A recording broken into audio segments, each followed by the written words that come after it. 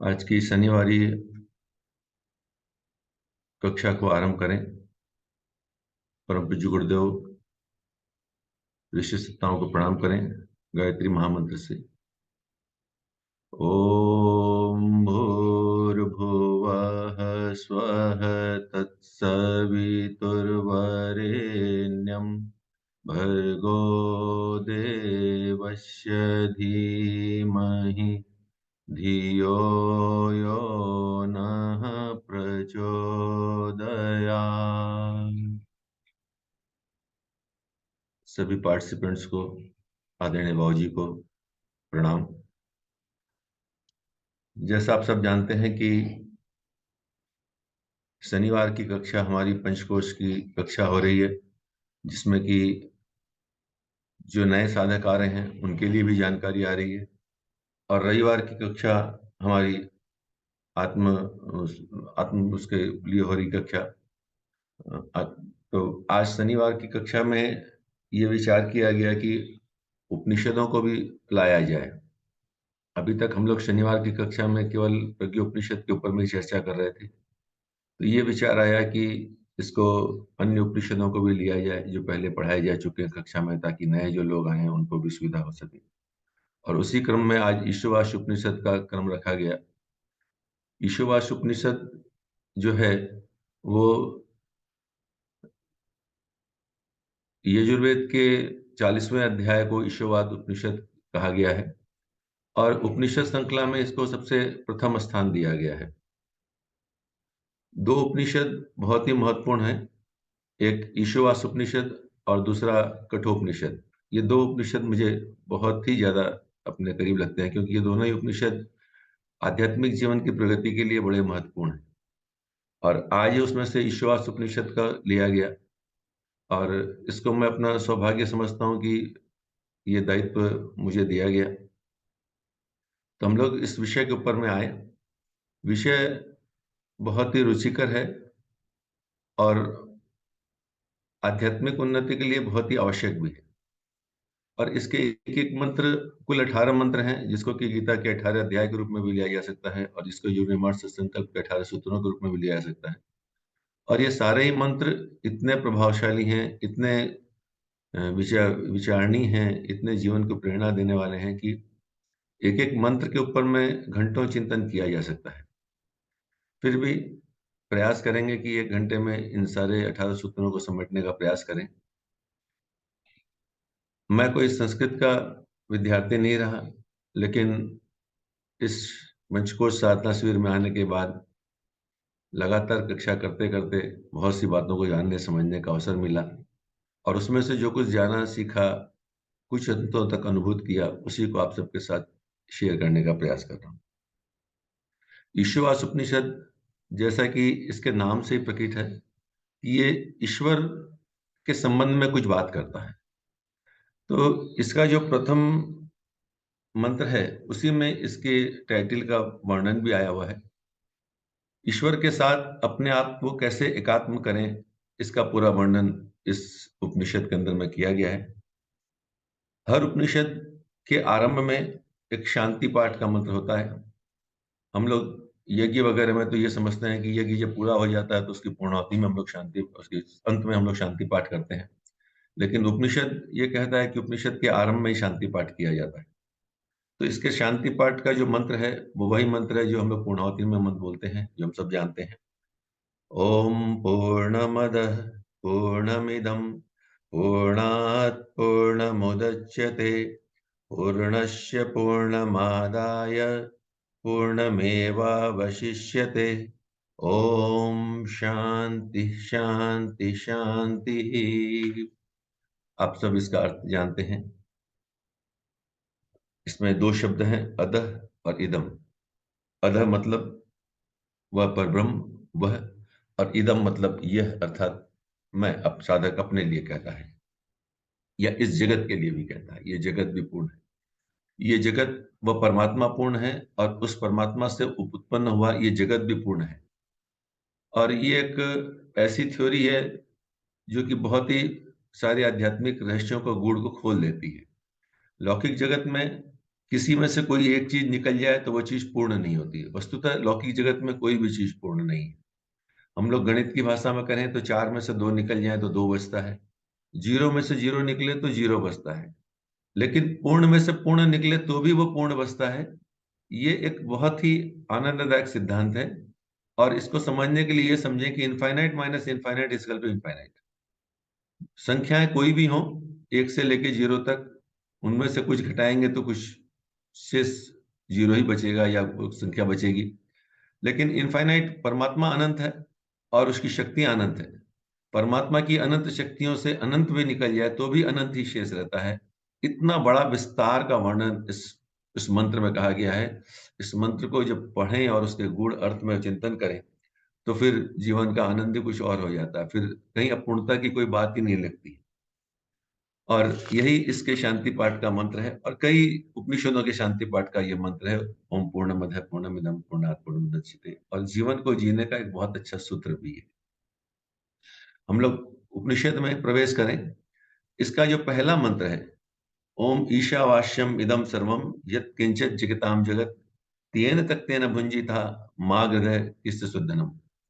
इस मंत्र में ये कहा गया है कि इस सृष्टि में जो कुछ भी है, ईशावास्यम इदम सर्वम, इस अखिल ब्रह्मांड में जो कुछ भी है, इस चर्चे चराचर जगत में जो कुछ भी है, वह ईश्वर, उस सब में ईश्वर व्याप्त है और सब चीजें ईश्वर से व्याप्त है।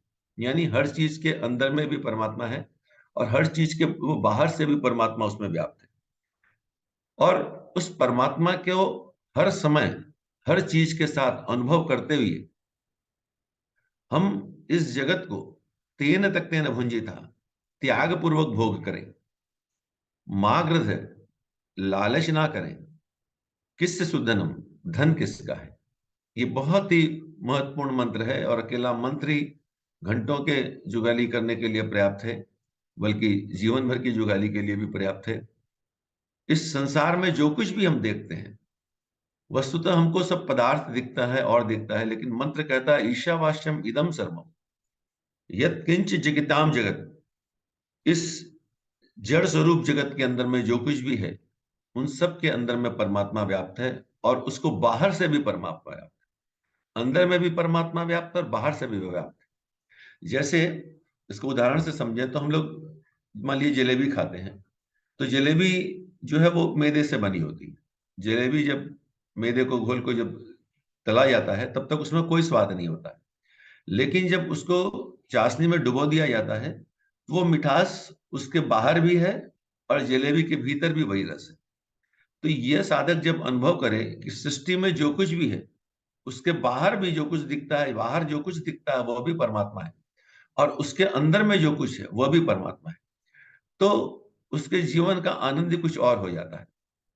और जब ऐसा होता है तो फिर वो कहता है कि तेन तक तेन भुंजिता, इस जगत में जो कुछ भी है चूंकि वो ईश्वर से व्याप्त है, उसको ईश्वर का समझ करके उसको भोग करें, उसमें लिप्त न होए। संसार में सामग्री हमारे पास आती है, पदार्थ हमारे पास आता है, लोग हमारे पास आते हैं, व्यक्ति संसाधन हमारे पास आते हैं और हम उनमें लिप्त हो जाते हैं। ये उपनिषद हमको पहले ही मंत्र में प्रेरणा देता है कि हम किसी में लिप्त न हो और हर चीज को भोग करें। जैसे कि मान लीजिए कि हम किसी जगह जाते हैं, किसी के घर गए, सामने वाला व्यक्ति अपना घर की सारी चीजें हमारे भोग के लिए सामने रख देता है। अपना बेडरूम हमें दे देता है, अपने ओढ़ने के कपड़े हमें दे देता है, उसके घर के सारे संसाधन को हम यूज कर सकते हैं। लेकिन जब वहां से निकलते हैं तो उनको लेकर के थोड़ा ना आते हैं, उनको वहीं छोड़ के आ जाते हैं। और उनको छोड़ के आने का हमें कोई मोह भी नहीं होता, कोई तकलीफ भी नहीं होती, अरे साहब हमारा इतना छूट गया, क्योंकि हमारा था ही नहीं। वह था, जब तक वह हमारे पास था उसका हम उपयोग कर रहे थे, और जब नहीं है तो उसको आराम से छोड़ के आ गए। ये संसार भी कुछ ऐसा ही है। इस संसार में जो कुछ भी है, स्त्री पुरुष पुत्र धन दौलत संपदा, संसार जो कुछ भी है, जब तक हम संसार में रहते हैं तब तक उसको ईश्वरी संपदा समझ करके उसका भोग करें, क्योंकि भोग करने वाला भी ईश्वर है और जिसका भोग किया जा रहा है वह भी ईश्वर है। और जब ये भाव से हो तो फिर माग्रद है, फिर लालच की क्या बात। लालच तो तभी होता है ना जबकि किसी चीज को हम सोचते हैं ये केवल मेरे लिए, तब लालच होता है। और किससे शुद्ध धनम, ये धन किसका है? धन परमात्मा का है। सारी होड़ हमारी आज की दुनिया में भौतिक पदार्थों को पाने की लगी हुई है। तो ये मंत्र इसका बहुत स्पष्ट निर्देश देता है। और अकेला मंत्र को नित्य अगर ध्यान करेंगे तो जीवन में कभी भी किसी के साथ भी कोई तरह की समस्याएं आएंगी, क्योंकि समस्याएं इसी बात में कि हम लालच करते हैं, और ये कहता है मागध, लालच मत करो। हम धन अर्थात भौतिक संपदा को बटेरने में लगे हैं, और ये कहता है किससे शुद्ध धन, ये है किसका? वो परमात्मा का, वो तुम्हारा है ही नहीं। जिसके लिए तुम मेरा मेरा करके परेशान हो रहे हो, वो तुम्हारा है ही नहीं। तो ये बहुत ही सुंदर मंत्र है। और इस मंत्र के बाद में जो दूसरा मंत्र है इसके साथ में, कुर्वन्नेव कर्माणि जिजीवेशत शतम समा एवं तयि नान्यथोस्ति न कर्म लिप्यते नरे। और ये मंत्र हमें ये कहता है कि इस जगत में सब कुछ ईश्वरमय है। इस भाव के साथ जब कोई व्यक्ति अपना जीवन यापन करता है, यानी ईश्वर के अनुशासन में कर्म करते हुए, व्यक्ति को 100 वर्ष तक जीने की कामना करनी चाहिए। शतम समाह, 100 वर्षों तक जीने की कामना करनी चाहिए। और इस प्रकार जो व्यक्ति कर्म करता है वो कभी लिप्त नहीं होता है, और इसके अलावा दूसरा कोई मार्ग भी नहीं है। 100 वर्ष तक जीने का अर्थ, 100 वर्ष तक जीने का मतलब है अपनी संपूर्ण शक्ति के साथ। 100 वर्ष एक संख्या नहीं है। अगर संख्या मानेंगे तो हमें लगेगा कि शंकराचार्य और विवेकानंद तो 100 वर्ष तो जी नहीं पाए, तो उन्होंने ईशावासी उपनिषद उनके जीवन में नहीं आया, ऐसी बात नहीं है। 100 मतलब शतांग, संपूर्ण रूप से। और ईश्वर का अनुशासन मतलब हम जीवन में जो कुछ भी काम करें उसको ईश्वरीय काम का मान करके चलें, तब वो सब काम ईश्वर का हो जाएगा, तब ईश्वर का अनुशासन उसमें आएगा। अगर काम मेरा होगा तो ये मेरे अनुशासन से चलेगा। हमें संसार में जीना है, पहले ही निर्देश दे दिया गया कि न उसमें लिप्त नहीं होना है। पत्नी है, बच्चे हैं, समाज है, ऑफिस है, कर्मचारी हैं, इन सब को ईश्वर का मान करके चलें। ये ईश्वरीय अनुशासन, ईश्वर ने हमें ये कार्य दिया है कि इस धरती पर जाओ तो इतने लोग के साथ जीवन यापन करना। ये पत्नी हमारी जो है, ये हमारी पत्नी नहीं है, ईश्वर की पुत्री है। पति हमारे जो है वो ईश्वर के पुत्र हैं। बच्चे जो हमारे वो ईश्वर की संतान है, और इनको अच्छी तरह डेवलप करना ये हमारा कार्य है। ऑफिस में जा रहे हैं तो ऑफिस में जाएं तो ये मान के चलें ये कार्यालय हमारा नहीं है, ये ईश्वर का कार्यालय है, ईश्वर का कार्य मान करके चलें। जीवन का कोई भी काम जो भी हम करते हो, भोजन कर रहे हैं तो ईश्वर को ग्रहण कर रहे हैं, इस भाव से करें। तो जब सब कुछ ईश्वरमय हो जाता है तब फिर वो ईश्वर का अनुशासन वहां आता है। युग्निमार्ग संकल्प का जो प्रथम सूत्र है, अब ईश्वर को सर्वव्यापी न्यायकारी मानकर उसके अनुशासन में जीवन को जिएंगे, तो ये बात यहीं से आ जाती है।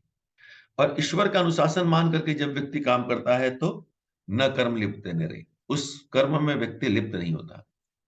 यही बात गीता में भगवान श्री कृष्ण करते हैं कि मेरे लिए कोई कर्तव्य नहीं है, क्योंकि मैं किसी में लिप्त ही नहीं होता, वो किसी काम में लगते नहीं।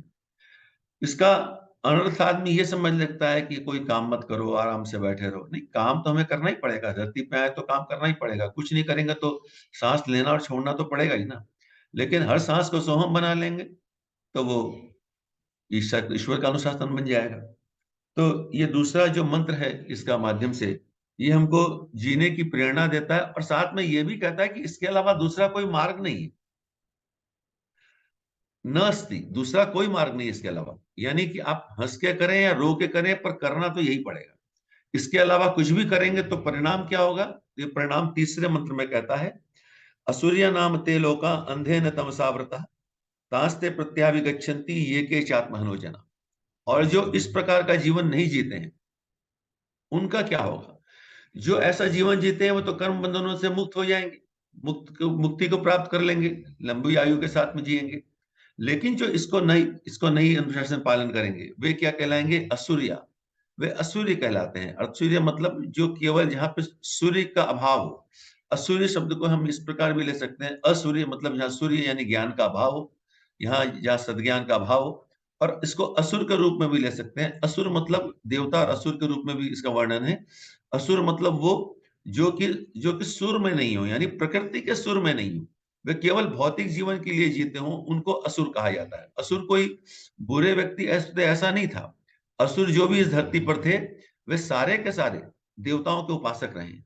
इनमें से एक भी असुर ऐसा नहीं था जो कि तथाकथित भक्त न था। लेकिन भक्ति के साथ उनकी सारी व्यक्तिगत हितों के लिए थी, भौतिक पदार्थों के लिए, भौतिक जीवन के लिए थी। इसलिए वो असुर कहलाए। और जो व्यक्ति ईश्वर के अनुशासन में जीवन नहीं जीता है वह असुर बन जाता है और भौतिक पदार्थ में जीता है, खूब उसी में लिप्त रहता है, तो वह असुर नाम ते लोका, ऐसा व्यक्ति घोर अंधकार में चले जाते हैं। अंधे न तमसा आवृता, वो ऐसी जगह जाते हैं जहां केवल अज्ञान और अंधकार से आवृत हो जगह हो, उसके अंदर में चले जाते हैं। और आत्महंता कहा गया, ऐसे व्यक्ति को आत्महंता कहा गया। ऐसे व्यक्ति आत्महनन करते हैं, अपनी आत्मा का हनन करते हैं, क्योंकि जो अपनी आत्मा के साथ जिएगा वो परमात्मा के साथ जिएगा, क्योंकि आत्मा और परमात्मा एक ही है। लेकिन जब आदमी परमात्मा को भूल जाता है तो अपनी आत्मा को भी भूल जाता है, और जब आत्मा को भूल जाता है उसी को आत्महंता कहा जाता है कि ये व्यक्ति आत्महंता मनुष्य है। और ये मरने के बाद भी इनको प्रेत योनि में बार बार जाना पड़ता है, यानी इस देह में इनको बार बार आना पड़ता है, और वो इससे मुक्त कभी भी नहीं हो सकते।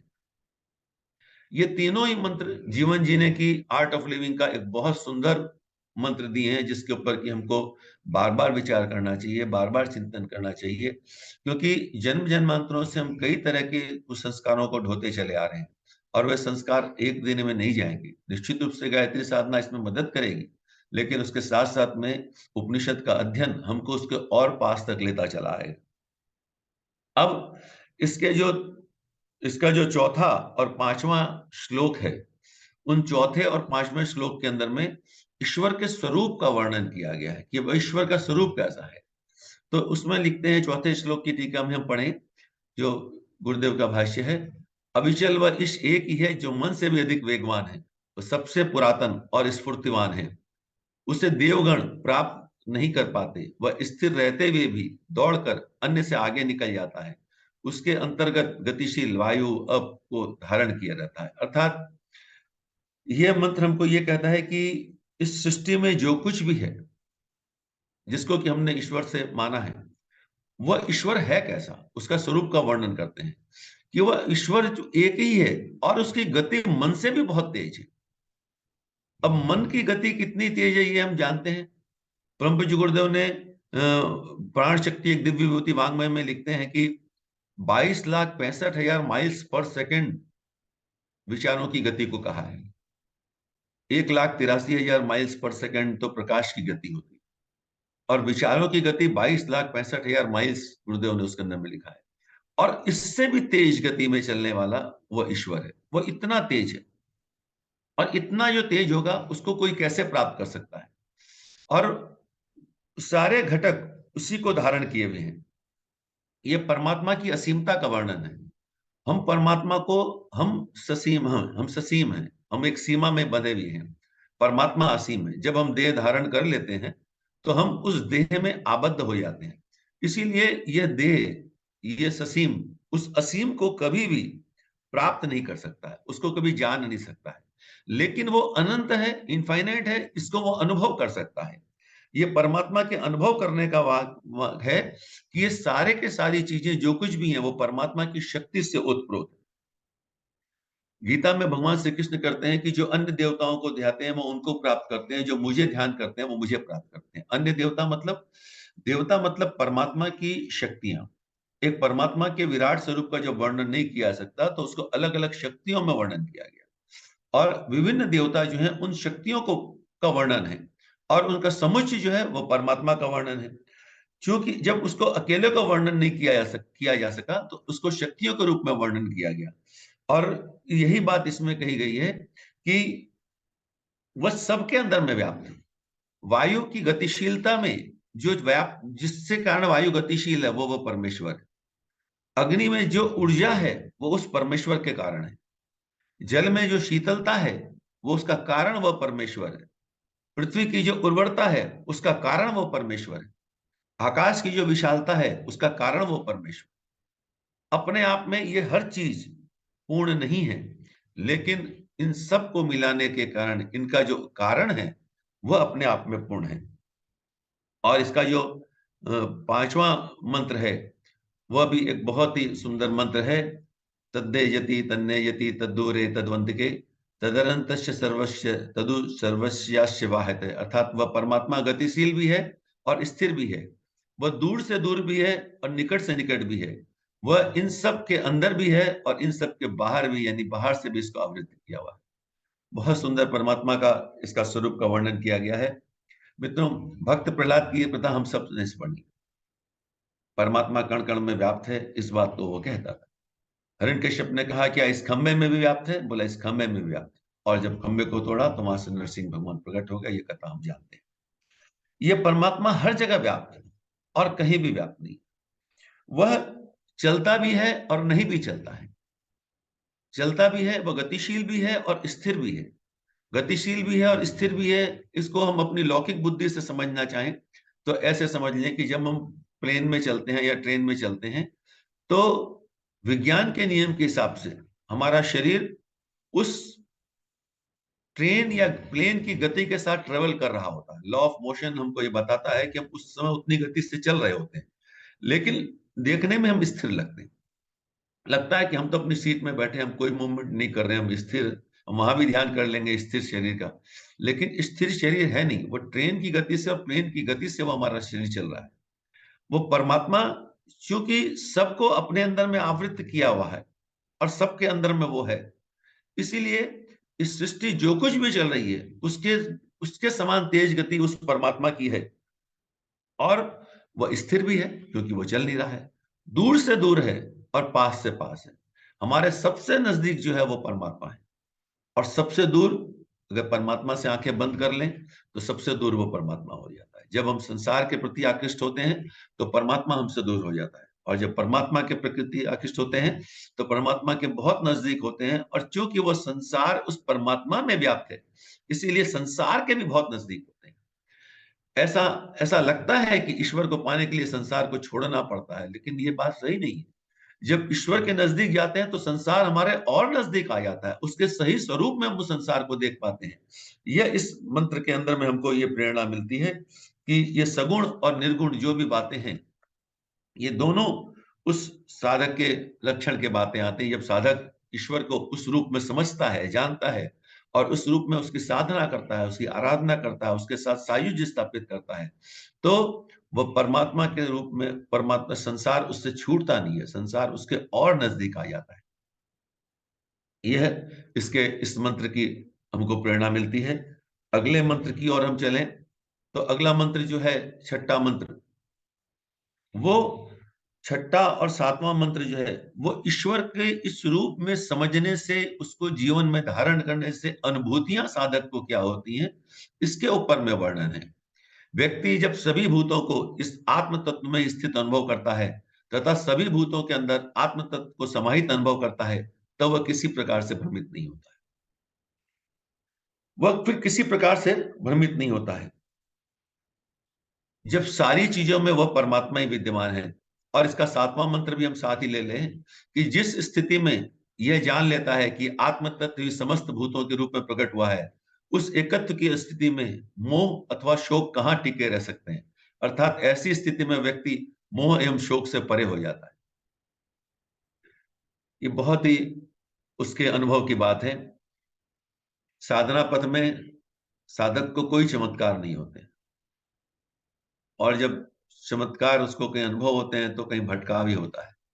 साधक की अनुभूतियां कैसी होती हैं, ये ईशावास्य उपनिषद के इन दोनों मंत्रों में कहा गया है कि वह, जो हम विज्ञानमय कोश में आत्मानुभूति की बात करते हैं कि जब सब भूतों में उस एक ही परमात्मा को व्यक्ति देखता है, तो फिर वो किससे घृणा करे? क्योंकि पहले मंत्र में वो समझ लिया है कि ईशोवास्यम इदम सर्वम, वो परमात्मा सब जगह व्याप्त है। ये किंचित जगताम जगत, इस जगत के अंदर में जो कुछ भी है, उन सब के अंदर और उन सब के बाहर वो परमात्मा व्याप्त है। और जब सब जगह वो परमात्मा व्याप्त है, तो वो व्यक्ति किससे घृणा करे, किसको बुरा माने? वो जो कुछ भी काम करता है वो सब कुछ प्रभु की सेवा बनता चला जाता है। हर जगह वो परमात्मा को देखता है, और तब आत्मानुभूति योग उसका सधना शुरू हो जाता है। जब आत्मानुभूति योग उसका सधता है, जब सब जगह परमात्मा की ही सत्ता अनुभव होती है, अपने से पराया दूसरा कोई नहीं होता है। सब जगह या तो अहम अहम ब्रह्मास्मि, मैं आत्मा, सबके अंदर में अहम आत्मा ब्रह्म देखता है, और या फिर वो कहता है कि सब कुछ परमात्मा में है। दोनों तरह बातें एक ही जैसी हैं, किसी भी तरीके से चल। और जब ऐसी स्थिति साधक की हो जाती है जब परमात्मा को अच्छी तरह जान लेता है, समझ लेता है, जानने का प्रयास करता है, तो वह और परमात्मा जब एक रूप हो जाते हैं, तो फिर कह मोह, फिर मोह किसका? कह शोक है, शोक किसका करें? कोई चीज हमसे छूटी ही नहीं। शोक तो उसका हो जो कोई चीज छूट जाए, तब उसका आदमी शोक करता है। रिश्तेदारों के वियोग का शोक करता है, पदार्थों के वियोग का शोक करता है। लेकिन अगर कोई चीज छूटी ही नहीं, सब कुछ उसके पास व्याप्त है, वह सब में व्याप्त है, मैं तुझ में तू मुझ में समाया का भाव जब आ जाता है, तो वह दुख किसका करे, वह शोक किसका करे? यानी जीवन में जब कभी हमें शोक आए, जब कभी हमारे जीवन में दुख आए, जब कभी हमें मोह हो, तो यह समझ लेना चाहिए कि इस समय हम परमात्मा से दूर हो गए। ऐसे भी इसको समझ लिया गया। जब परमात्मा मिलता है तो मोह और शोक समाप्त हो जाता है, अर्थात जब मोह और शोक रहता है तो परमात्मा नहीं रहता है। इसको इस प्रकार भी समझ सकते हैं इस बात को।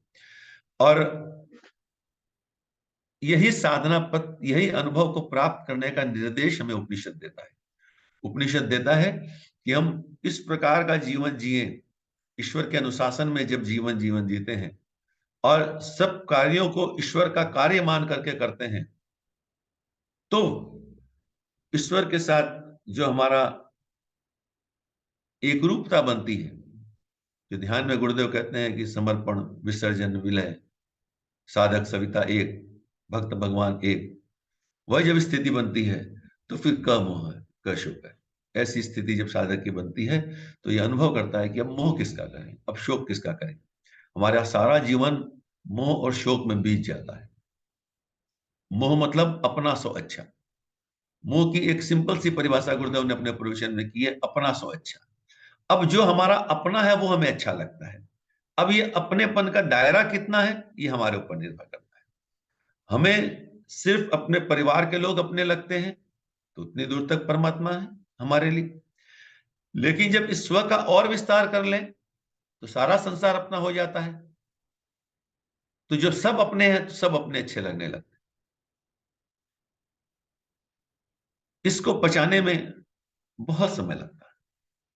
मैं तो अभी तक सफल नहीं हो पाया, निश्चित रूप से, लेकिन अभ्यास करते रहते हैं।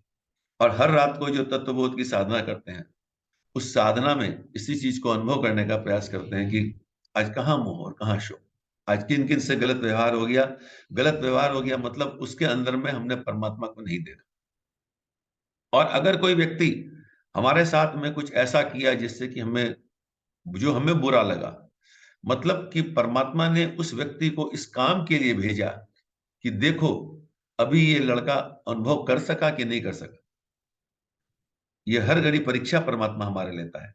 जब हम उस दृष्टिकोण से देखते हैं कि उसको परमात्मा ने हमें इस कष्ट देने के लिए भेजा, तो हमको उसके प्रति एक दया भी आ जाती है कि देखो ईश्वर कितनी मेहनत कर रहा है उस बेचारे व्यक्ति को, अकारण उसके लिए हमारे मन के अंदर में राग, बैर पैदा कर दिया, राग पैदा कर दिया।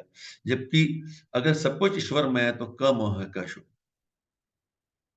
बहुत गहरी बात इसके अंदर में लिखी है ईश्वर के अनुभव की। न जाने कितनी साधनाएं लोग करते हैं, कितने साधनाओं का वर्णन आता है, लेकिन एक छोटी सी साधना जो है आत्मानुभूति योग, अगर इसको सही ढंग से किया जाए, और इसीलिए आनंदमय कोश के पहले विज्ञानमय कोश में गुरुदेव ने इसका वर्णन किया है कि आत्मानुभूति योग का अगर हम अभ्यास करें, तभी आदमी उस सर्वोच्च आनंद को प्राप्त कर सकता है। उसके पहले उसका आनंदमय कोश जग नहीं सकता है, क्योंकि वहां तो तेरा मेरा का भाव आ गया है ना, तो फिर कैसे वो चीज आ पाएगी। तो ये एक बहुत सुंदर ईश्वर के अनुभव का एक वर्णन इसमें दिया गया है कि इसका वर्णन कैसा है। और जब ऐसा साधक अनुभूत कर लेता है तो 8वें श्लोक में ये आता है कि वह वह परमात्मा को किस रूप में देखता है। फिर उस बात को और अच्छी तरह एक्सप्लेन करते हैं कि वह परमात्मा सर्वव्यापी है, तेजस्वी है, वह देह रहित, स्नायु रहित एवं छिद्र अर्थात वर्ण रहित है, वह शुद्ध और निष्पाप है, वह कवि, मनीषी, सर्वजयी और स्वयं ही उत्पन्न होने वाला है। उसने अनादिकाल से सबके लिए यथा योग्य अर्थात साधनों की व्यवस्था बनाई है। बहुत सुंदर मंत्र है ये। वो परमात्मा सर्वव्यापी है, तेजस्वी है, ये हमने पढ़ा। अब आगे कहते हैं कि ये इसमें कहा गया शुक्रम अर्थात वह तेजस्वी है, अकायम अर्थात वो काया रहित है, उसकी कोई काया नहीं है। वस्तुतः परमात्मा निराकार है। साकार रूप में तो उसको हम अनुभूत करने के लिए वो प्रकट होता है। जैसे बिजली निराकार है, इलेक्ट्रिसिटी को कोई आज तक नहीं देखा, कोई आज तक बिजली को देख नहीं सका। लेकिन एक बड़ा से बड़ा इलेक्ट्रिकल इंजीनियर भी बिजली को नहीं देख सका, लेकिन बिजली के प्रयोगों को वो सीखा। तो निराकार मतलब बिजली, साकार मतलब सारे इंस्ट्रूमेंट्स जो हमारे हैं। तो वो परमात्मा जो है उसके लिए कहा गया है कि वह देह रहित है, अर्थात वह निराकार है। वह वह अवर्णम अर्थात वह छिद्रों से रहित, उसमें कोई दोष नहीं, कोई उसमें दुर्गुण नहीं। वो शुद्ध है, पवित्र है, स्नायु रहित, मतलब उसमें कोई भी तरह की वो उसकी कोई काया नहीं है। शुद्धम, वह शुद्ध है। अपापम, वह निष्पाप है। और वह कवि, कवि मतलब, कवि का मतलब यहां पे ये इससे लिया गया है कि कवि का मतलब होता है कि जो क्रांतिदर्शी हो, यानी सृष्टि को जो समझ सके, जान सके, परमात्मा के स्वरूप को जो अनुभव कर सके, उसको कवि कहा गया है। एक लौकिक जगत में भी एक बात कही जाती है कि जहां न पहुंचे रवि वहां पहुंचे कवि। यहाँ सूर्य भी जहां नहीं पहुंचता वहां कवि पहुंचता, मतलब चिंतनशीलता इतनी गहरी होती है उसकी कि वो हर जगह पहुंच जाता है। इसलिए उस परमात्मा को कवि कहा गया है कि वो हर जगह व्याप्त है। और उसको मनीषी कहा गया है। मनीषी मतलब मन प्लस ईश, मन का जो ईश्वर है, मन पर जो नियंत्रण करने वाला है, वह मनीषी। हम लोग आज के युग में कोई पढ़ा लिखा व्यक्ति होता है, बहुत समर्थ होता है, श्रेष्ठ होता है, उसको मनीषी शब्द का प्रयोग कर लेते हैं। लेकिन शास्त्र कहता है कि मनीषी उसको कहते हैं जिसको मन पे ईश करता है, जो मन पे जिसका नियंत्रण, मन पे शासन करने वाला मनीषी है। वह सर्वजयी है और स्वयं ही उत्पन्न होने वाला, उसको कोई उत्पन्न नहीं करता है। और सबसे मजे की बात उसमें लिखी गई है, उसने अनादिकाल से ही सबके लिए यथा योग्य साधनों की व्यवस्था बना दी। यानी हमारे लिए जितने साधनों की आवश्यकता है, उतनी साधन परमात्मा ने हमारे पास दे दिए। और पहले मंत्र में कह दिया, मांगृध है, लालच मत करो। और 8वें मंत्र में कहता है कि तुम्हारे लिए जितनी आवश्यकता है उतने साधन तुम्हें दे दिए। आदमी बैंक से लोन लेता है और अपने लोन को सही समय पर पूरा करके बैंक को लौटा देता है, तो उसका सिविल बहुत अच्छा माना जाता है। फिर बैंक वाला उसके पीछे पड़े रहता है, भाई साहब और लोन ले लीजिए, और लोन ले लीजिए, और लोन ले लीजिए। और अगर पहले लिए हुए लोन को अगर सही समय पर नहीं लौटा पाता है, तो उसका सिविल खराब हो जाता है और उसको आगे वो कुछ मांगता है तो भी उसको नहीं मिलता। बस यही बात परमात्मा के साथ होती है। परमात्मा ने हमारे लिए जितने आवश्यक हैं उतने साधन हमें दिए हैं, और उन साधनों का हम सही उपयोग कर लेंगे तो उसके आगे की साधन की आवश्यकता पड़ेगी तो वो और दे देगा। लेकिन उसका सही उपयोग नहीं कर देंगे, साधन मतलब ये शरीर ही साधन है, इस शरीर के साधन का सही उपयोग करेंगे तो परमात्मा हमें और भी दे देगा। और अगर इसका सही साधन नहीं करेंगे तो परमात्मा ये दिया हुआ भी ले। ये इस मंत्र की बड़ी खूबसूरत लाइन है कि उसने अनादिकाल से, और ये आज से नहीं है, अनादिकाल से सबके लिए यथा योग्य साधनों की व्यवस्था बना दी है।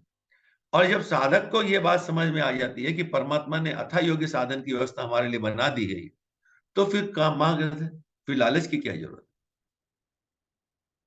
वह जो मांग हृदय की बात यहाँ पे बहुत स्पष्ट होती चली जाती। अब इसके आगे 9वां, 10वां और 11वां, ये जो 3 मंत्र हैं, इनके अंदर में विद्या और अविद्या की बात कही गई। अब प्रैक्टिकल लाइफ की बात करते हैं। यहां तक तो एक सिद्धांतिक बात हो गई। अब प्रैक्टिकल लाइफ की बात में यहाँ पे क्या करते हैं कि इन तीनों मंत्रों को एक साथ ले लेते हैं। जो केवल अविद्या की उपासना करते हैं वे घोर अंधकार में घिर जाते हैं, और जो केवल विद्या की उपासना करते हैं वे भी उसी प्रकार के अंधकार में फंस जाते हैं। जिन देव पुरुषों ने हमारे लिए विशेष रूप से इन विषयों को कहा है, हमने उन धीर पुरुषों से सुना है कि विद्या का प्रभाव भिन्न है तथा अविद्या का प्रभाव उससे भी भिन्न है। इसलिए विद्या और अविद्या दोनों को एक साथ जानो। अविद्या के द्वारा मृत्यु को पार करके विद्या द्वारा अमृत की प्राप्ति की जा सकती है। ये बहुत प्रैक्टिकल सूत्र इसके अंदर में हमें दिया गया है। यहां पर हम लोगों ने गायत्री महाविज्ञान के आरंभ में पढ़ा कि सृष्टि जब बनी तो परमात्मा की शक्ति 2 भागों में व्यक्त। एक को पदार्थ कहा गया, एक को जड़ कहा गया और दूसरा चेतन कहा।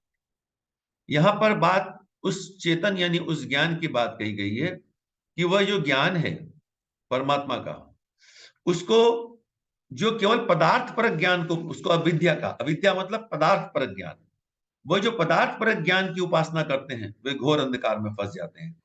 लेकिन जो केवल चेतना परक ज्ञान की बात करते हैं वो भी घोर अंधकार में पड़ जाते हैं। यहां कई बार प्रश्न उठता है कि विद्या आदमी को अंधकार में कैसे ले जाती।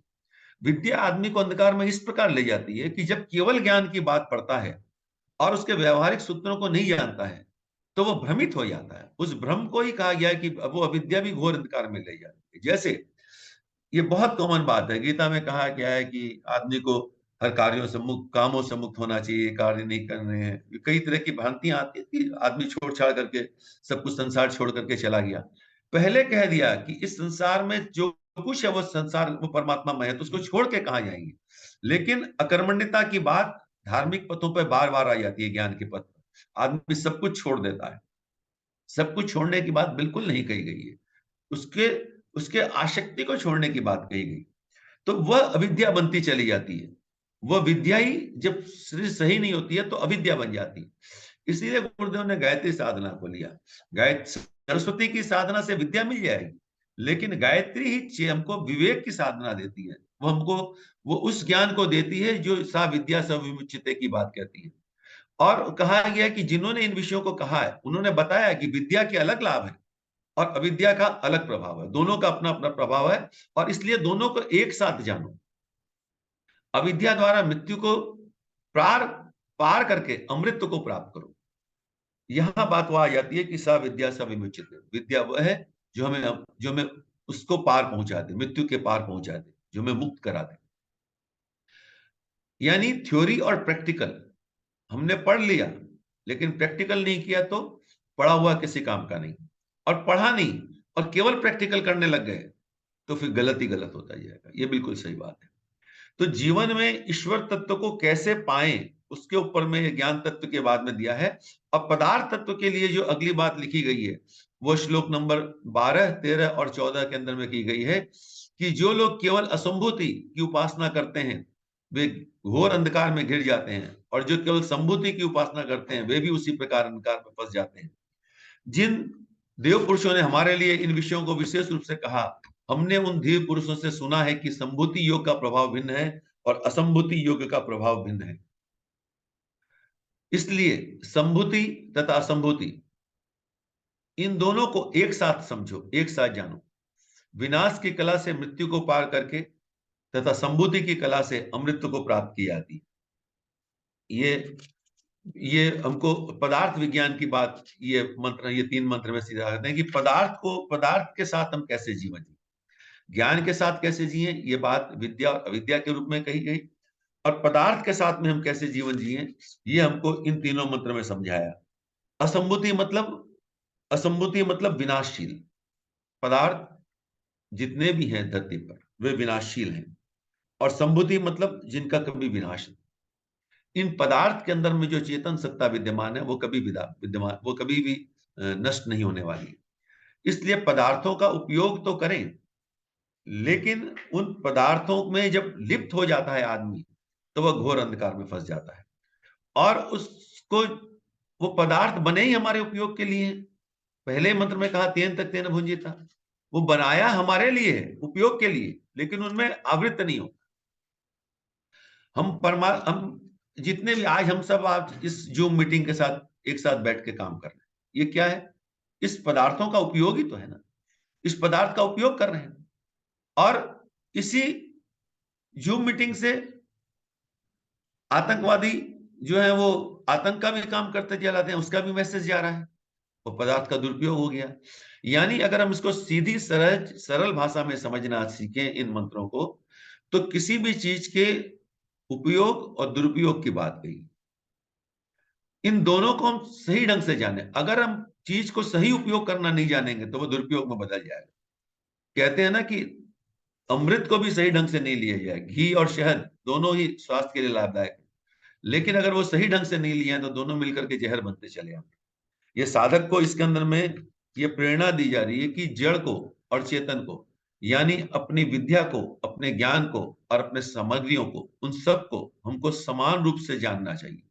केवल एक की उपासना करने से व्यक्ति घोर अंधकार में पड़ जाएगा, चाहे हम ज्ञान की उपासना करें चाहे अज्ञान की उपासना, विद्या की करें या अविद्या की करें, हम संभूति की करें चाहे असंभूति की करें। इन दोनों के अंदर में जब व्यक्ति अकेले अकेले चलता है तो फिर नहीं मिलता है। और इसीलिए परमात्मा ने अपने अपने आने के कारण में भी ये बात कहा कि विनाशाय च दुष्कृतम परित्राणाय साधुनाम विनाशाय च दुष्कृतम। हर जगह दोनों का चलता है। हम वहां भी पढ़ते हैं कि दो योनि और एक मिथुन की बात भी हमने गायत्री महाविज्ञान में पढ़ी। ये बात यही है, दोनों को साथ साथ जानना पड़ेगा। दोनों को साथ साथ नहीं जानेंगे तो हम कभी नहीं, हम बिजली को जानने और पदार्थों को न जाने तो उसका उपयोग नहीं कर पाएंगे। और पदार्थों में पड़े रहे, बिजली को नहीं जाने तो बिजली का हम इन पदार्थों का उपयोग नहीं कर सकेंगे। तो ये मंत्र हमको ये सिखाता है, ये मंत्र हमें प्रेरणा देता है कि हम इन दोनों को साथ साथ जाने, क्योंकि इनके अंदर में जो चीज है वो हमारे उपयोग के लिए दी गई है। और जब थ्योरी और प्रैक्टिकल को साधक समान रूप से जानना शुरू करता है, सीखना शुरू करता है, तो उसके जीवन के हर चीजों का वो श्रेष्ठ उपयोग कर पाता है। जीवन जीने की कला इन तीन तीन छह मंत्रों के अंदर में, ये उपनिषद हमें इन तीन तीन छह मंत्रों में इन जीने जीने की प्रेरणा देता है। अब उपनिषद अपने उपसंहार की ओर आता है, उपसंहार की ओर आता है और यह परमात्मा के स्वरूप का वर्णन करता है कि उसके अनुभव के साथ उसका स्वरूप कैसा है। ये बहुत ही सुंदर मंत्र है, 15वां मंत्र, जिसमें कहा गया है कि हिरण्मयेन पात्रेण, यानी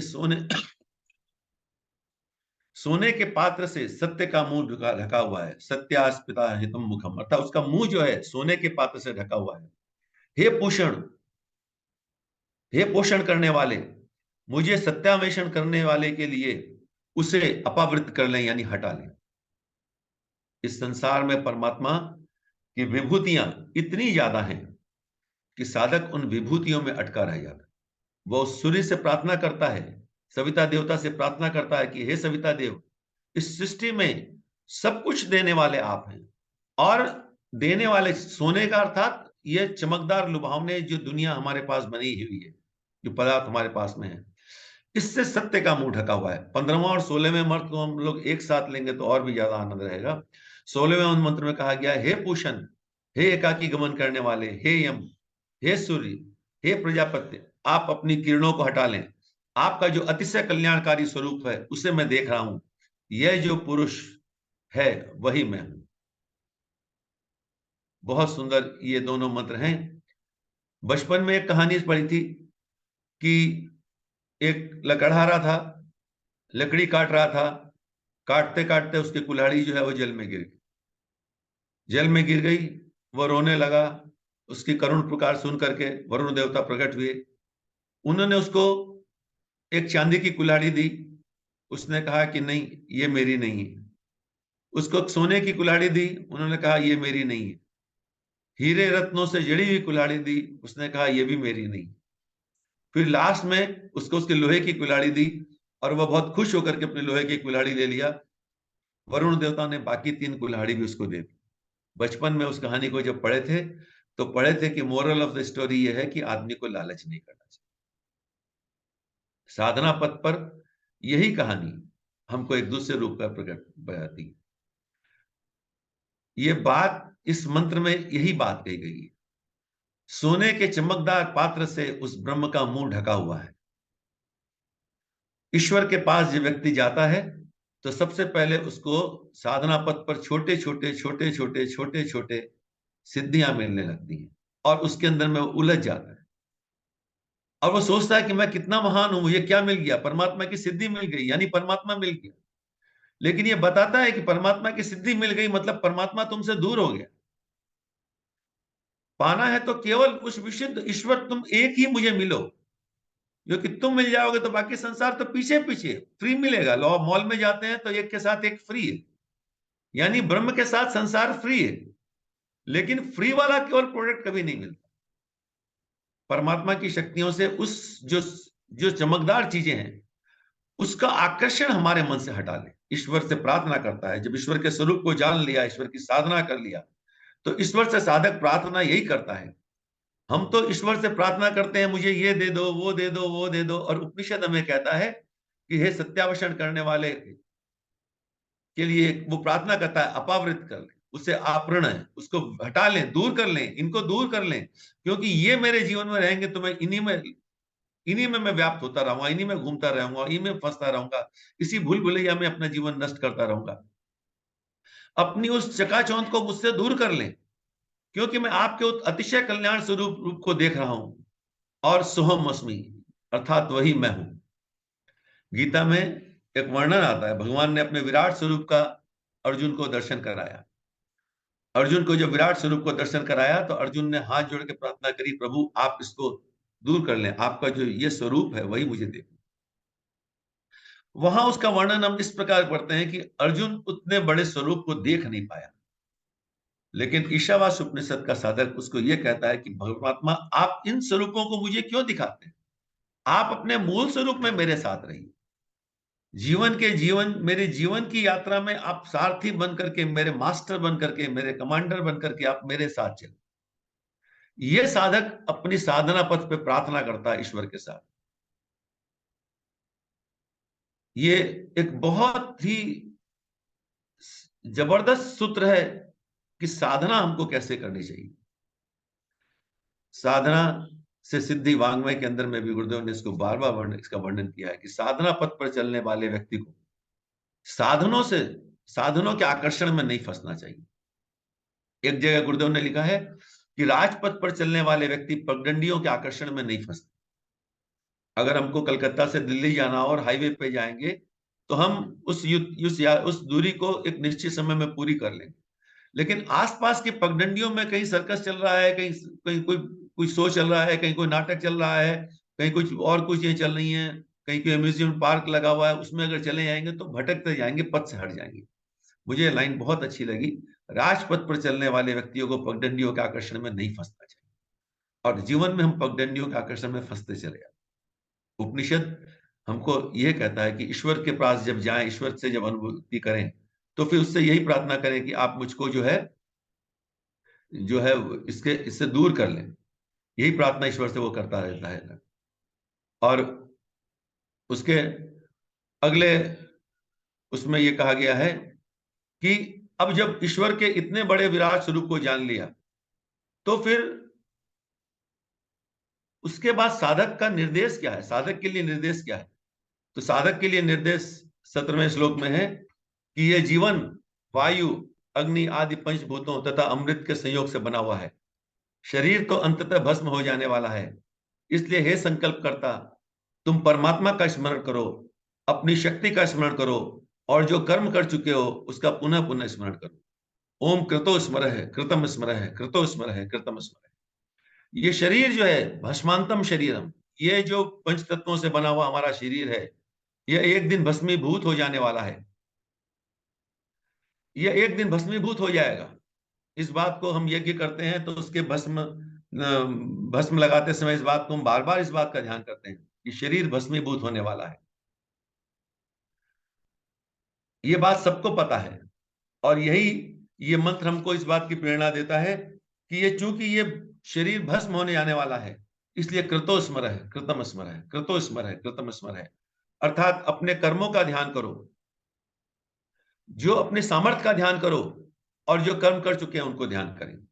परमात्मा ने हमको कितनी सामर्थ्य दे करके भेजी, और किस कार्य के लिए दे करके भेजी, हम उस सामर्थ्य में से कितने सामर्थ्य का उपयोग कर पा रहे हैं और किस काम को लेकर, इसको हम बार बार स्मरण करें। जब साधक इसको बार बार स्मरण करता है तो वह अपने पथ से भटकता नहीं, क्योंकि उसको इस बात का याद है कि एक दिन तो मेरा शरीर भस्मीभूत हो जाने वाला है। ये बहुत ही महत्वपूर्ण है, और इसलिए यज्ञ के अंदर की भस्म धारण का जो सूत्र है, हम शांति कुंज भी जाते हैं, वहां प्रसाद में हमको गुरुदेव के समय से एक ही व्यवस्था बनी कि भस्म, यज्ञ की भस्म दी जाती है। ये प्रसाद शायद दुनिया में कहीं नहीं दिया जाता। बाकी सब जगह बहुत से प्रसाद दिए जाएंगे, कहीं ड्राई फ्रूट्स होगा, कहीं मिठाई होगी, कोई ये होगा, ये होगा, पर प्रसाद के रूप में हमको भस्म मिलती है। जीवन का असली प्रसाद वहां मिल जाता है, प्रेरणा वहां से। गुरुदेव छोटे छोटे कार्यों से इतनी बड़ी प्रेरणा हमारे जीवन में देते चले जाते हैं, जिनको कोई देखे।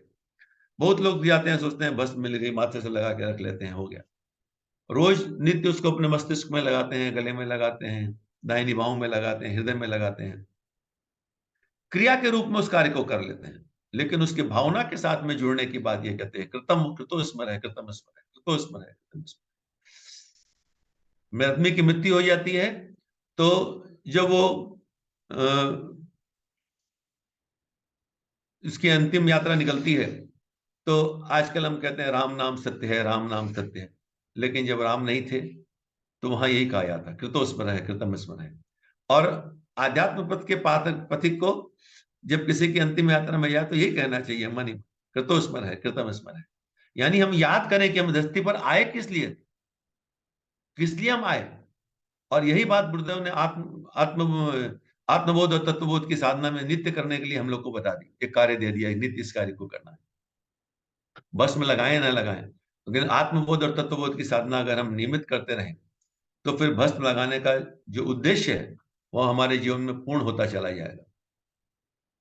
और तब ये ईश्वरवास उपनिषद हमारे जीवन में फलित होता चला जाएगा। अब उसके अंतिम मंत्र में चलते हैं, जो मंत्र हम आप सब जानते हैं।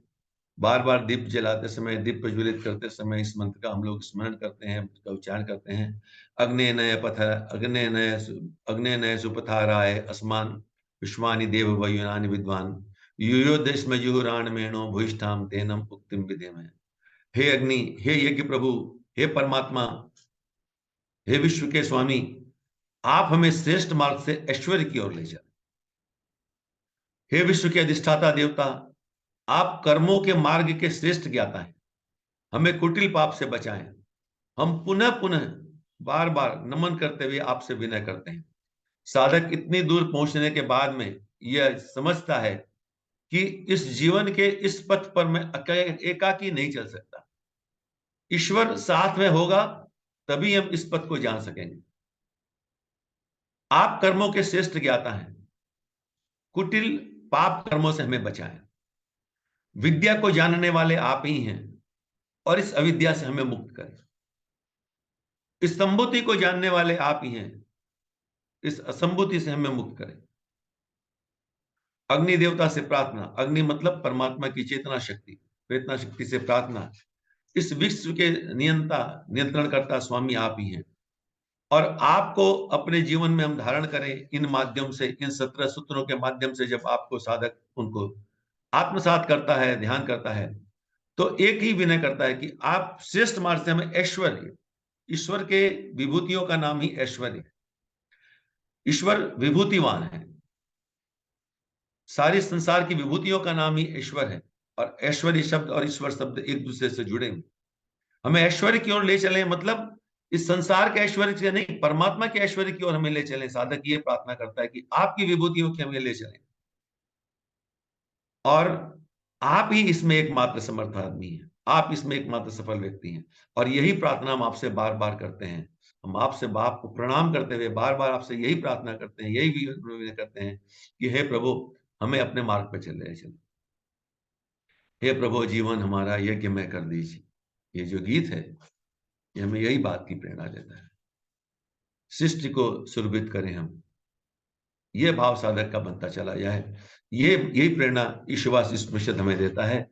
और उसके अंत में शांति पाठ में वही पूर्णाहुति का मंत्र है, ओम पूर्णमदः पूर्णमिदं पूर्णात् पूर्णमुदच्यते। इस मंत्र के साथ उस परमात्मा की पूर्णता को समझते हुए साधक इस उपनिषद को आत्मसात करता है। इसके साथ ईश्वास उपनिषद का जो सार है, जिस छोटे से, हालांकि ये तो अनंत है, इसकी जितनी जुगाली करते रहे उतना इसमें से निकलता चला जाएगा। और ये इतना अनंत है कि इसके नशे में आदमी डूब जाए तो उसको इसके अलावा कुछ और आवश्यकता ही नहीं पड़ती। लोगों ने कहा कि धर्म जो है अफीम की गोली है, गलत नहीं कहा, उन्होंने ठीक ही कहा कि एक ऐसा नशा है। उनके कहने का तरीका समझे नहीं कि बात क्या है, लेकिन ये एक ऐसा नशा है कि जिसको चढ़ जाता है तो उसको उसके अलावा कुछ और सूझता नहीं। इसको जितना, जैसे कहते हैं ना, भांग को जितना घोटा जाए उतना उसका नशा बढ़ता जाता है। ईश्वर को जितना घोटा जाए उतना ही उसका नशा बढ़ता जाता है, वह उतने ही रूप में समझ में आता चला जाता है। और इसीलिए जब नहीं समझ में आया पूरी तरीके से, पूरा समझने के बाद भी, सब करने के बाद उसको नेति-नेति कह के छोड़ दिया गया कि ये सब कुछ तो इसलिए नहीं समझा जा सकता क्योंकि असीम को ससीम की सीमा में नहीं बाँधा जा सकता। ससीम की सीमाएँ हैं, वो अपनी सीमाओं में रहेगा, लेकिन सीमाओं में रह कर के वह ईश्वर की अनुभूत कर सकता है, ताकि जब वह ससीम से मुक्त हो, तो उस असीम को प्राप्त कर ले। यही इस उपनिषद के सार को समझा। लेकिन मेरा अमन जी से अनुरोध है कि जब ये हमारा आरंभ हुआ था, तो बाबूजी ने लगभग शायद 3 या 4 क्लासें इस ईशावास्य उपनिषद पे ली थी। अगर उन पुराने वीडियोज़ को लिंक वापस ग्रुप में डाल दिया जाए, तो एक छोटी-सी बात में बात पूरी नहीं हो पाएगी, लेकिन उसको सब पढ़ेंगे तो और भी विस्तार से समझ सकेंगे। सबको लाभ होगा। सबको बहुत-बहुत प्रणाम। आपने मुझे आज ये अवसर दिया, इसके लिए मैं बहुत ऋणी हूँ और जितना मुझसे समझ हो सका, उतना मैंने बताने का प्रयास किया। आदरणीय बाबूजी भी क्लास में हैं और मैं बाबूजी से प्रार्थना करता हूँ कि आप आएँ और इसको और अच्छी तरह से सबको बताएँ। प्रणाम। अमन भैया। जी भाई साहब, बहुत बहुत धन्यवाद। बाबूजी भी हैं, तो बाबूजी से प्रार्थना है। जी बाबूजी प्रणाम। जी प्रणाम अमन जी। गोकुल जी को बहुत बहुत प्रणाम, बहुत बहुत आभार। समय सीमा में एक अच्छे सब्सट्रैक्ट को आपने रखा, सार तत्व को। कुछ गुरुदेव के भाष्य से सबके लिए उपलब्ध हैं और यह 108 उपनिषद ज्ञान खंड में है, तो उसको हमें स्वाध्याय करना चाहिए। ये राधा कृष्णन जब इनके भाष्य पढ़े तो बहुत प्रसन्न हुए थे कि ये भाष्य पहले मिला होता तो हम राजनीति में नहीं आते। इनके भाष्य अध्यात्म, उनके जितने भी भाष्य हैं वो वैज्ञानिक अध्यात्म से जुड़े, यानी कि आत्मिकी की तरफ मोड़ने वाले, आत्मा को छूने वाले संकेतों से, आत्मा को छूने वाले, स्पर्श करने वाले अनुभूतियों से, प्रेरणाओं से अथाह भरे पड़े। तो हम चाहेंगे कि इसमें से 18 सूत्रों में से कोई अनसुलझी गुत्थी हो तो प्रश्न किए जाएं इस पर।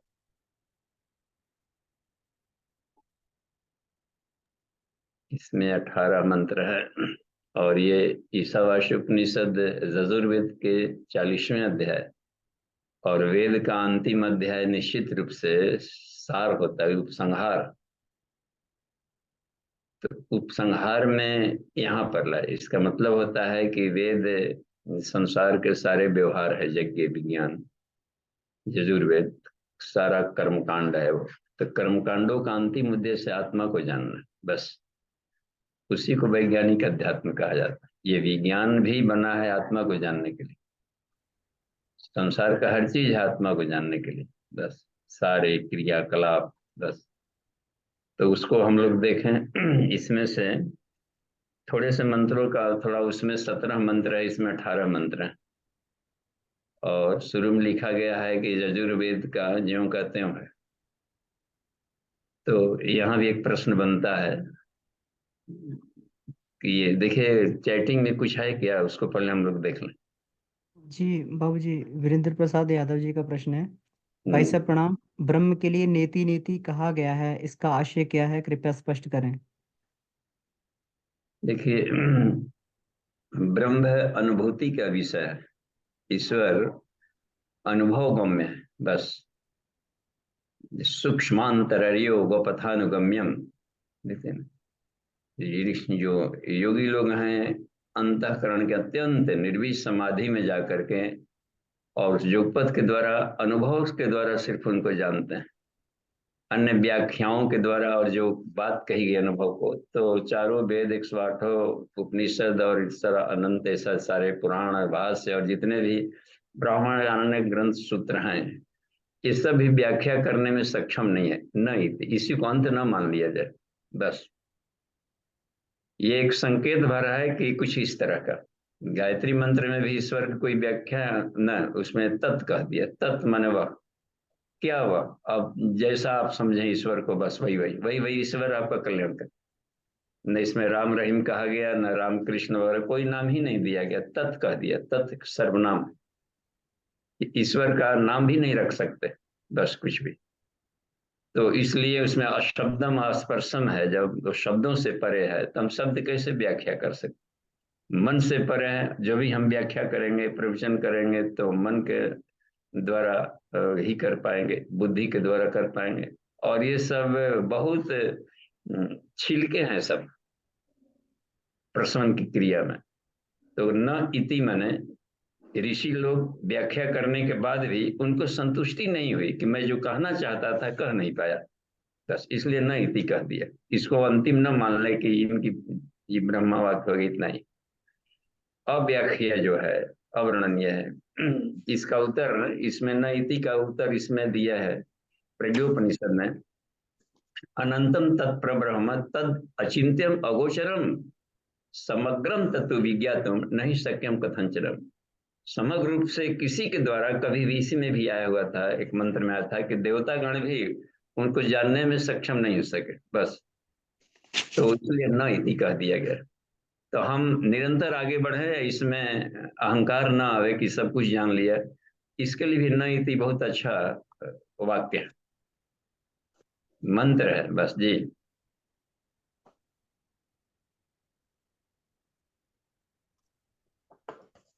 जी बाबू जी। आगे राजेंद्र कुमार गोयल जी का हैंड रेस है। जी भाई साहब। बाबू जी प्रणाम। जी प्रणाम। बाबू जी, जैसे अभी ईसावासियों में बताया कि बाहर की ओर भी देखिए और भीतर की ओर भी देखिए। गुरु जी लिखते हैं कि बाहर की ओर देखना छोड़ कर के केवल अंतःकरण में देखो। ये कैसे संभव है कि बाहर को भी देखें भीतर को भी देखें, या बाहर को न देखें संसार में रहते हुए? इसमें अब देखिए, ये पुरुष सूक्त है, पुरुष सूक्त है वेद में, तो पूजा पाठ में भी इस्तेमाल होता है पुरुष सूक्त का। जी। पहले मंत्र में भी है, ये पहले मंत्र में ही यही बात कही गई है।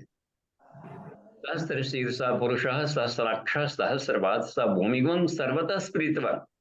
अनंत ब्रह्मांडों को चारों तरफ से आवृत करते हुए, उसमें रचे पचे रहते हुए भी अति अतिष्ठत, इसे बहुत ही दूर तक आगे तक है। अति अतिष्ठत दशांगुलम, पूर्णांक से भी अधिक है अभी।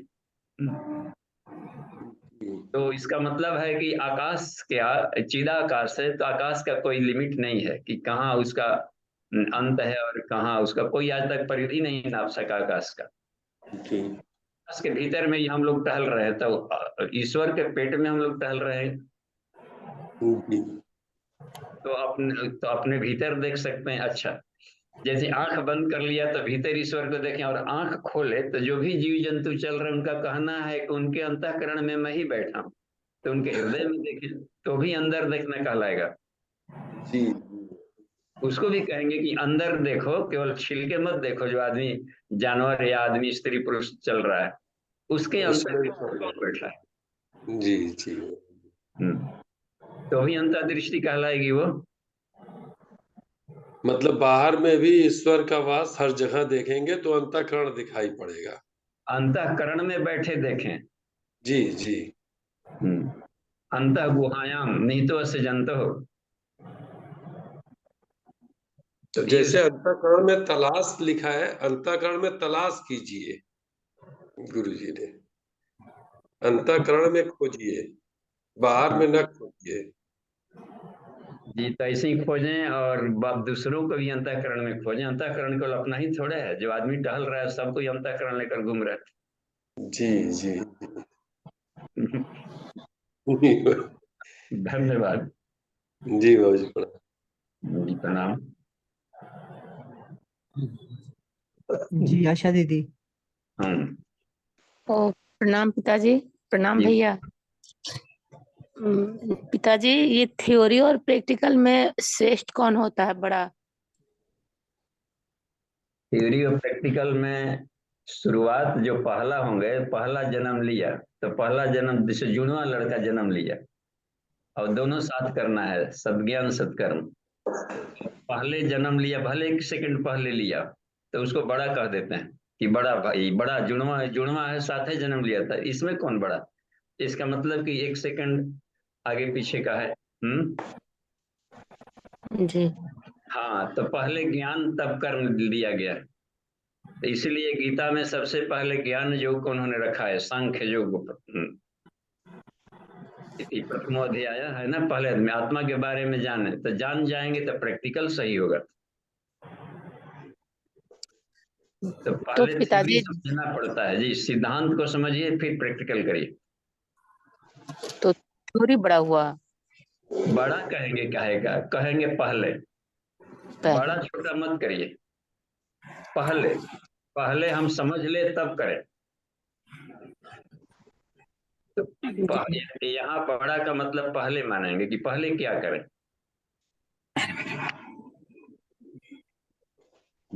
पिताजी तो जो गूंगा और बहरा रहेगा वो तो न सुनेगा न बोलेगा, फिर भी वो बहुत सारा काम जैसे बिजली मिस्त्री का काम कर लेता है, तो वो तो देख के करता है, तो उसको कैसे कहेंगे? वो तो बहरा भी और गूंगा भी है। तो देखा न, कहीं से देखना, देखा समझा तब किया। जी। कहीं तो जरूर देखा फिर समझा तब किया। तो पहले देखने समझने की क्रिया किया है उसने भी। जी। जी, तो सही जानकारी में और सही, इसलिए पहले पढ़ाया जाता है कि पढ़ो, विद्यार्थी जीवन में पढ़ो, समझो, गुनो, तब जाके गृहस्थ आश्रम में खुद पढ़ो, प्रैक्टिकल करने के लिए संसार को, घर परिवार को समृद्ध बनाओ। जी, धन्यवाद पिताजी, प्रणाम पिताजी। जी प्रणाम। जी पिताजी प्रणाम। जी प्रणाम। पिताजी, परमात्मा दूर से दूर भी है और पास से पास भी है, इस बात को थोड़ा सा स्पष्ट कर दे। इसको देखिए, मोटी भाषा में जाने कि परमात्मा आपको केदारनाथ में भी है, अब तो और आपके हृदय में भी बैठे हैं, नहीं है पास से पास। जो नहीं जा सकते तो अपने हृदय में ही तीर्थ है, उसको घूम लीजिए। काशी को कहा जाता है त्रिकुटी, तो काशी में नहीं जा सकते इन दिनों अभी राम प्रतिष्ठा में, तो अपने हृदय में ही काशी है, आज्ञा चक्र में त्रिकुटी है। यहाँ देख लें, सारे संसार के लोग कैसे थोड़े से जगह में हटेंगे। हाँ, तो आगे पीछे जा करके घूम लें, तो बाहर भी देखें और भीतर भी देखें। तो अब भीतर अब कितना नजदीक हो गया, हर सांस में ईश्वर घुले हैं, तो इसलिए कहा गया है कि हम नजदीक से नजदीक हैं और दूर से दूर हैं, अनंत अंतरिक्ष से भी बाहर हैं। वहां भी सारे सूर्य को भी वही गति दे रहे हैं, और तारे ग्रह नक्षत्र ब्रह्मांड घनेरे सब गतिमान तुम्हारे पर। समझे कितने के तारे सब दूर हैं, फिर भी उन सबसे भी रख कर ला। इसलिए कह दिया गया है महतो महियन अणुरणीय। जब हर जगह वो प्रत है तो दूर वाला हमेशा कि दूर है तो वहां पर नहीं है, और हर जगह एक समान है। ये भी देखिए, हरि व्यापक सर्वत्र समान है। तो इसी लोग अपने शरीर के प्रयोगशाला में घुस करके अपने आप को भगवान बना लिए। ठीक है पिताजी, धन्यवाद पिताजी। गोकुल भैया को भी बहुत बहुत प्रणाम, धन्यवाद। जी, तब देखिए अभी चलिए प्रश्नोत्तरी का क्रम चलता रहे।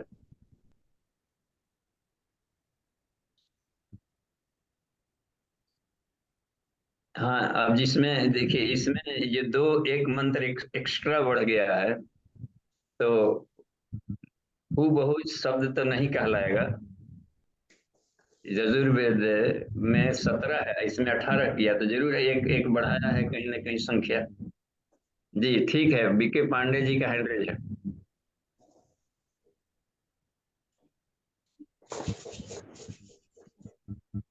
बाबू जी प्रणाम। जी प्रणाम।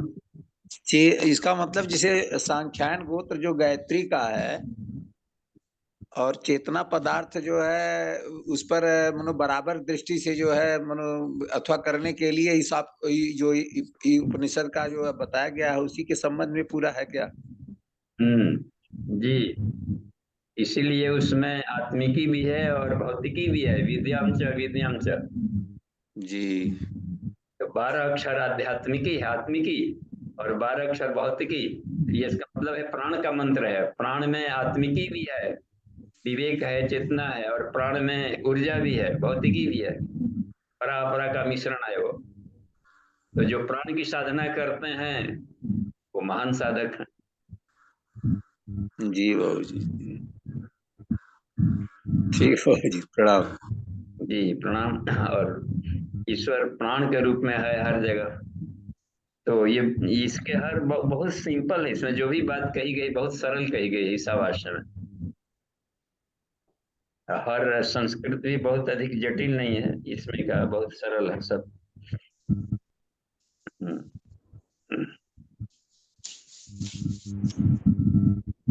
जी बाबूजी, चैट में प्रश्न है नितिन भैया का। हाँ देखिए किनका स्पीकर खुला है। हाँ चलिए अब ठीक है। जी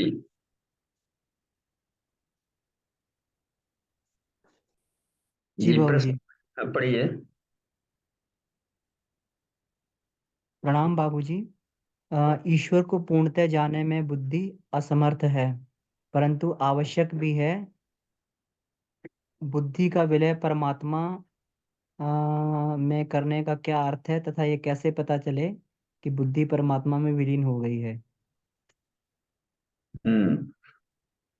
देखिए ईश्वर को चूंकि भीतर भी है और बाहर भी है, तो बाहर में ईश्वर को ढूंढना है तो बुद्धि कीमती उपकरण है सबसे,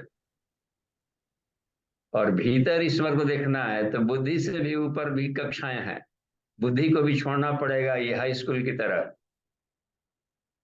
अहंकार देखें ना, मन बुद्धि अहंकार इस सबको गिनाया है, उससे भी अव्यक्त कहा, व्यक्त से भी श्रेष्ठ है। तो इसी कक्षा में पड़े रहेंगे केवल बुद्धि से तो बात नहीं बनेगी। और बुद्धि से भी नीचे और भी स्टाफ हैं, मन है, ज्ञानेंद्रियां, इन सब का प्रयोग करना पड़ता है बाहर में ईश्वर तत्व को समझने के लिए, इंटरप्रिटेशन। इसलिए दोनों आवश्यक होता है।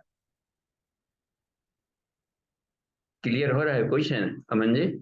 जी बाबूजी, जैसे अगर हम जो है बाहर ईश्वर को देखते हैं तो वहां पर आप ये कहना चाह रहे हैं कि वहां पर जो है हम बुद्धि का उपयोग करेंगे, और भीतर देखेंगे तो बुद्धि को छोड़ना पड़ेगा, क्या इस तरह समझा जा सकता है? हाँ, बुद्धि से भी ऊपर की कक्षा है ना वो, क्योंकि आप रूट के पास जा रहे हैं, जड़ के पास। जब ओम से भी, ओम भी बाद की उत्पत्ति है उनका। देखते हैं गायत्री हृदय में पेनाद बुद्बुदात भवति, बुद्बुदात अंडात भवति, अंडात देखिए इसमें कर रहे हैं आत्मनो भवति, आत्मनो फिर जाकर के आकाश भवति, वहां पर जाकर के अन्नमय कोश में ओम की ध्वनि सुनाई पड़े। कितना दूर जाकर ओम की उत्पत्ति है। हाँ, तो इसलिए इन सबको जब प्रति प्रश्न में जाएंगे तो इन कक्षाओं को छोड़ते ही, छोड़ना का मतलब होता है इसके ऊपर देखें, फॉलो करें तो इसके ऊपर पूर्व में क्या था, तो वहां बुद्धि भी छूट जाएगी। जी परंतु एक पक्ष ये भी देखें कि जो बुद्धि तो वैसे साथ भी रहेगी हमेशा, मतलब ऊपर की कक्षा में चले गए हम, परंतु जो है हम बाहर भी व्यवहार कर रहे हैं, तो बुद्धि का तो वहां पर भी हम उपयोग कर ही रहे हैं हम अपना। हाँ, उस बुद्धि का नाम बदल जाएगा वहां, उसको ऋतंभरा प्रज्ञा कहेंगे। जी नहला जी धोला लेता है आदमी, काजर वजर करके मोर पहन ले तो उसमें दूल्हा उसका नाम हो जाएगा। अब ढोड़ा मंगरू नहीं रहा हो। जी ठीक है बाबूजी, धन्यवाद। जी धन्यवाद। और देखिए तो किनका हैंडरेज है, रेडमी लिखा हुआ है। जी, ये बीके पांडे जी का अभी भी हैंड रेज है। कुछ हाँ पूछना चाह रहे हैं दोबारा क्या? नहीं, पांडे जी का हो गया, उसके बाद में देखिए हैंडरेज दिख रहा है जी, रेडमी 9। रेडमी 9 है, हम इनको अनम्यूट कर रहे हैं, ये अनम्यूट नहीं हो पा रहे हैं। चलिए वो हरिओम, हरिओम जी का हाँ भी है। हाँ, अपने आप को अनम्यूट कर लीजिए।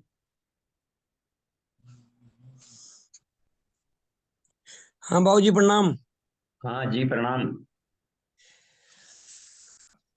बाबूजी, ज्ञान योग, भक्त योग और कर्म योग में भक्ति योग क्या प्रमुख है क्या? सब प्रमुख है, वो एप्लीकेशन के तौर तरीके को कहा जाता है। ज्ञान को कर्म से जोड़ेंगे तो आनंद आएगा, उस आनंद को भक्ति कहेंगे। जी बाबूजी। तब इसमें अलग अलग कहाँ हुआ? इसका मतलब दोनों तीनों एक दूसरे के पूरक हैं। हाँ, और श्रद्धा नहीं होगी, भक्ति नहीं होगी तो उसको काम करते भी मन नहीं लगेगा। अब 3 टांग है ना, गायत्री त्रिपदा है, ज्ञान कर्म भक्ति। अब 3 टांग में से एक भी हटाएंगे तो बैलेंस आधार गड़बड़ा जाएगा। जी ब्रह्मा बाबूजी। महेश में से एक भी हटा देंगे तो बैलेंस गड़बड़ा रहा है, देख रहे हैं ना। और उम तीनों मिल करके ओम बना है। जी बाबूजी। इसका मतलब कि ज्ञान और कर्म और इसके बाद तब भक्ति योग तब प्रबल होगा। ज्ञान कर्म, हाँ, और भक्ति। तो ज्ञान देखिए क्रमशः ज्ञान, उसके बाद प्रैक्टिकल किए, उसके जी बाद हाँ भक्ति बिना कहे निकल गई उसमें से, सरस्वती कहलाती है। गंगा जी जमुना बाबा, मिल जी जी जी प्रयाग जी, में, बहुत बहुत बहुत और आसान हो गया। सरस्वती को लोग कहते हैं कि वो जमीन में से निकल गई है। तो सरसता भीतर से निकल जाती है। जी बाबा जी। देखिए कहीं नदी नहीं मिलती है सरस्वती, तो जी उसका बाहर अस्तित्व ढूंढेंगे तो ना मिलेगा सरस्वती नदी। जी बाबा जी। जी बाबा जी, जरा सर्वधर्मान् परित्यज्य, जरा इसकी व्याख्या थोड़ा समझा दीजिए। सर्वधर्मान् परित्यज्य माम एकम शरणम गच्छ। जी बाबा जी। तो सर्व धर्म का मतलब होता है कि अब धर्म कर्म माने, अब यहाँ ही धर्म मत लिख लीजिए कि हम सब ढेर सारे मजहब धर्म संप्रदाय हैं। तो यहाँ कहा गया है कि जो भी हम काम करते हैं तो काम के बहिरंग स्वरूप में उलझे न रहें, जी उसकी अंतरात्मा के भीतर प्रवेश करें। जी नहाना बाबा जी। धोना ड्यूटी करना भी काम था, लेकिन इस काम का उद्देश्य क्या था? जी माम एकम शरणम व्रज, यानी अपनी अंतरात्मा को प्राप्त करो। भीतर वाला बोलता है, यह जीव बोल रहा है भीतर वाला कि मेरी शरण में आओ। अच्छा बाबू जी, शरण में जाने का मतलब याद करना है कि और क्या करना है? जैसे क्या शरण में जाने का मतलब? शरण में जाने माने आत्मा का दर्शन करे, आत्मा का जी साक्षात्कार करे, आत्मोत बन करके संसार में जिए। जी जिससे कि गायत्री मंत्र में द अक्षर है, दर्शनम तो आत्मना कृत्वा, आत्मा का दर्शन करो।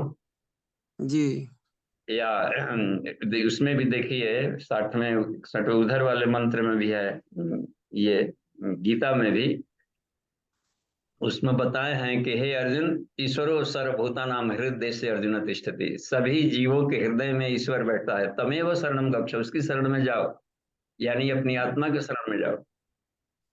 तमेव यानी कि सर्व, बाबू जी, यानी कि यानी बाबू जी आत्म सबके अंदर साधना ईश्वर करो। का दर्शन किया जाए। हाँ, आत्म साधना करो। पूज्य गुरुदेव भी यही कहे कि आत्म साधना करो। कैसे करें ये अर्जुन को जी नहीं मालूम था, तब कहे कि जैसे मैं बताता हूँ मामेकम शरणम गच्छ, वैसे तुम करो। जी तो पूज्य गुरुदेव ने कहा कि नहीं करने आ रहे तो मैं पंचकोशी साधना बता रहा हूँ, इसे तुम आत्मा को पालोगे।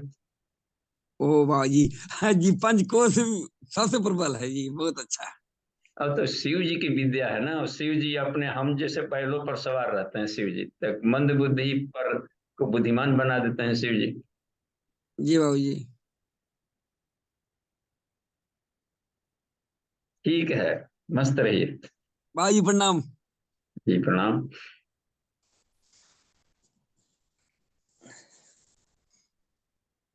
तो अभी 6:19 हुआ है, अमन जी।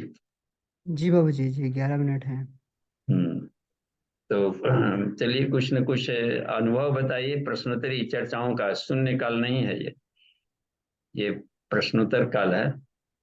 आपस में चर्चा के लिए आधा घंटा निकाला जाता है।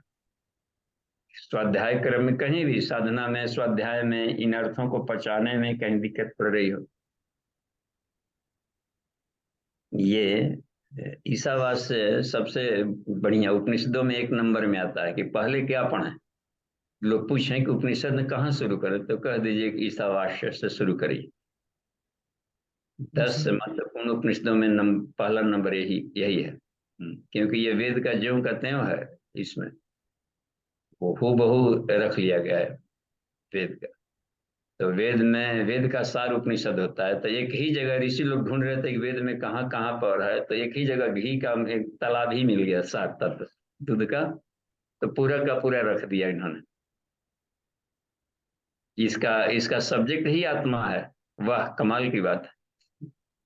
ये 18वां इसमें जो मंत्र दिए गए हैं उस सब का एक ही उद्देश्य है, आत्म साक्षात्कार करना, आत्मा को पाना, तब संसार में इस ढंग से जीवन जीना। और जब आत्म स्थिति में हो जाएंगे अमन जी, तो उसमें एक फायदा होता है, न कर्म लिप्यते नरे। इसमें है ना, इसमें दूसरे वाले मंत्र में कहा गया है कि कर्म में इतनी ताकत नहीं है कि आदमी को बंधन में डाल दे। सन लिप्यते पापे ना पद्म पतन में आंसू, कमल के पत्ते की तरह हो जाएगा, उसको पाप पुण्य स्पर्श तक नहीं कर सकता।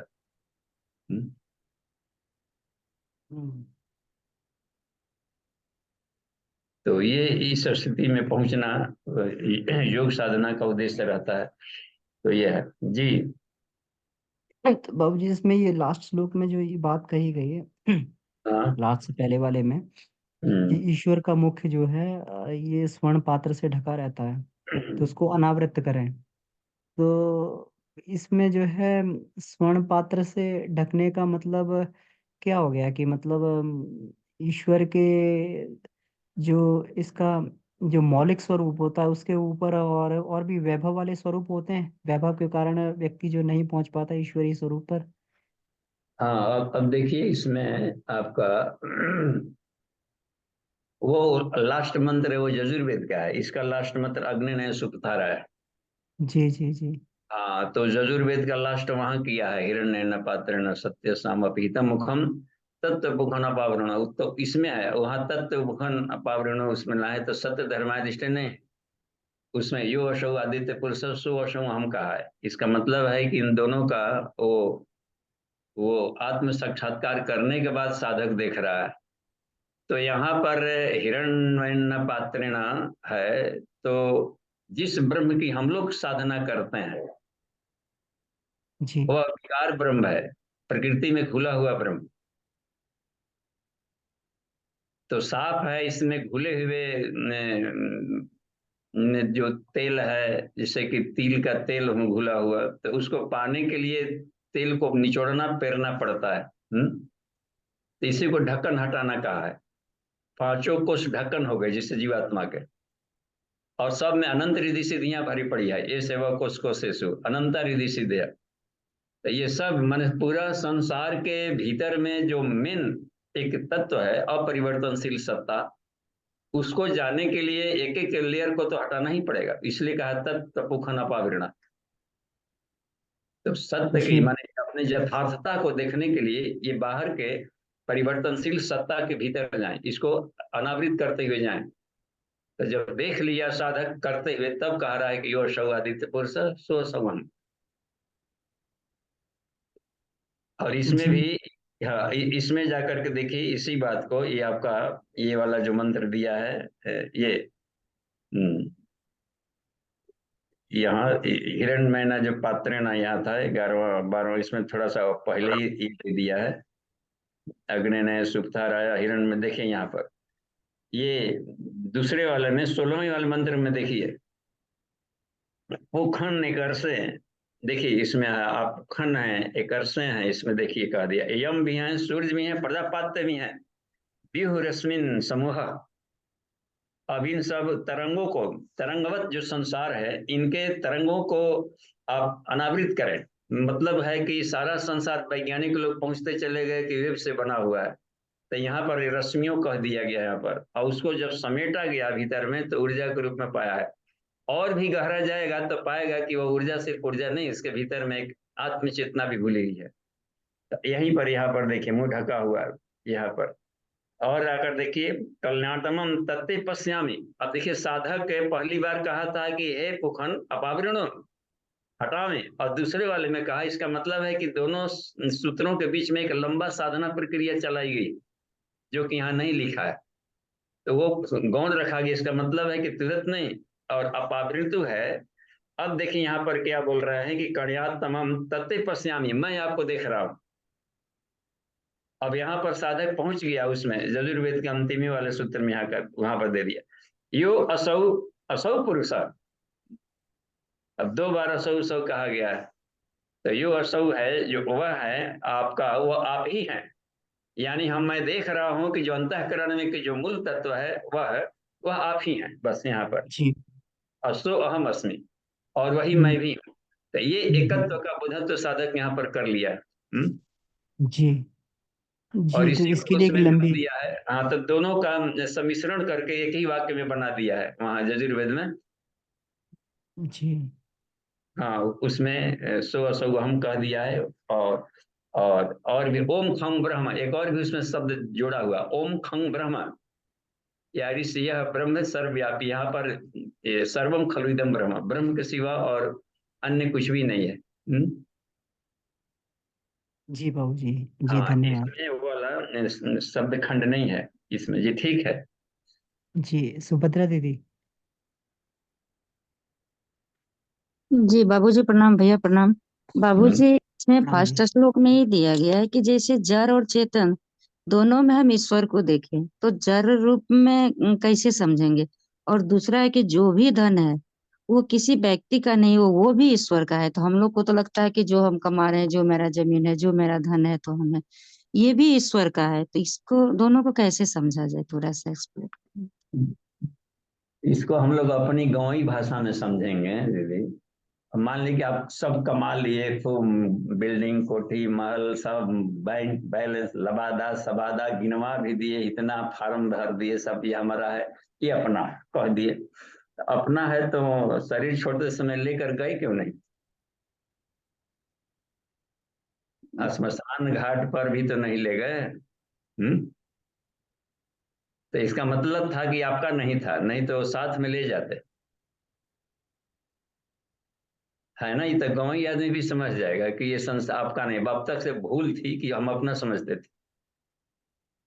नहीं तो हम लोग कहते हैं अपना नहीं समझे, वो खानदानी है। यहाँ कह रहे हैं ये भी ईश्वर का है, खानदानी हाँ, भी नहीं है। ठीक है, तो वो खानदान का अवंतिम देखिए, अपने खानदान कहाँ से जन्म लिया? दादा के खानदान से। वो कहाँ से जन्म ले लिया? परदादा के खानदान से। और अति दादा दादा 1000 में अरब में दादा कोई तो होगा ना, एक वो ईश्वर है। अच्छा जी। और दूसरा है कि जड़ में भी भगवान को, मतलब ईश्वर को समझे, तो वो जड़ में फिर कैसे समझा जाए? हाँ, जड़ में देखिए, पदार्थ में तेज हलचल चल रहा है, चलता है कि नहीं परमाणु के जी भीतर? तो जी हलचल अपने से कैसे चलेगा? वो जड़ अस्थिर है। न्यूटन ने कहा कि पदार्थ की ऐसी सत्ता होती है जड़, कि वो अपने से नहीं चलेगा जब तक कोई ठेले नहीं चले। इसका मतलब कोई ड्राइवर भीतर बैठा है इलेक्ट्रॉन के भीतर में जो दौड़ा रहा है, या न्यूक्लियस के भीतर वहां पर भी सोया हुआ है कोशिका में। जी जी तो न्यूट्रल है, अपना काम कर रहा है बेचारा, उसकी इच्छा मात्र से सारे ये दौड़ लगा रहे। तो है, जी हाँ, शरीर में भीतर है, तभी बोल रहे थे। अब भीतर वाला निकल गया तो देखिए बाहर। लेकिन लाश जो सड़ रहा है तो अपने से कैसे सड़ेगा? कोई ना कोई भीतर घुस के सड़ा रहा है, या उसको डिकम्पोज कर रहा है।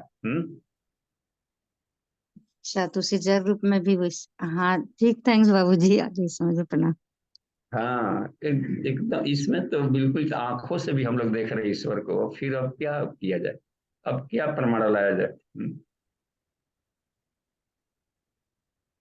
जी बेला दीदी का प्रश्न है इसमें, एक गोकुल जी कुछ अनुभव दें जुगाली के लिए।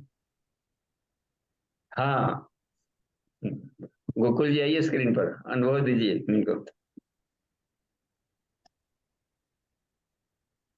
हाँ, देखिए इसमें तो ये पूरा उपनिषद ही जुगाली का अनुभव की चीज है। इसमें पहले श्लोक से लेकर के आखिरी तक हम जहां तक उसका अनुभव कर सके। लेकिन मुझे अभी वर्तमान में जिस स्थिति में चल रहा हूँ, मुझे उसके हिसाब से वर्तमान की बात करूं कि बहुत बार होता है कि जीवन में हमको किसी की बात से कोई कष्ट हो जाता है। सबको होता है, कष्ट होता है।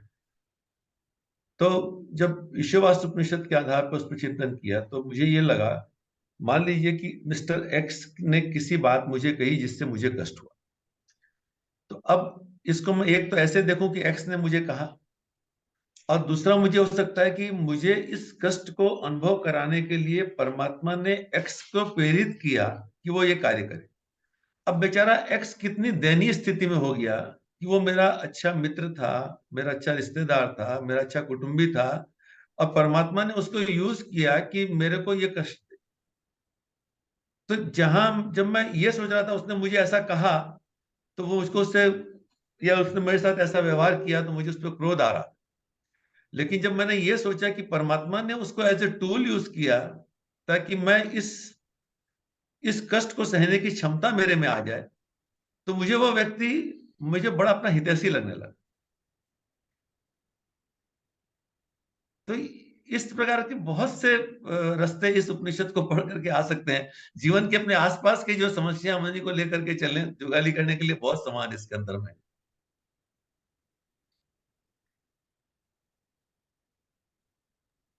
जी भाई साहब, धन्यवाद। तो समय भी लगभग हो गया अपना, तो आज की कक्षा को यहाँ पे समापन भी किया जा सकता है। जी जी, आइए उस परब्रह्म को जो इदम सर्वम हर जगह विद्यमान है, ईशावास्यम इदम सर्वम यत् किंचित जगताम जगत, उस परमात्मा को स्मरण करते हुए और उससे तीनों दैविक, दैवी, भौतिक, आत्मिक की सब जगह जीवन में शांति की प्राप्ति के लिए परमात्मा से शांति प्राप्त करें। प्रार्थना करें कि ये उपनिषद हमारे जीवन में उतरे, घुले और इसका लाभ हम प्राप्त कर सकें। ओम शांति शांति शांति। सभी को प्रणाम। जी भाई साहब, प्रणाम, बहुत बहुत धन्यवाद।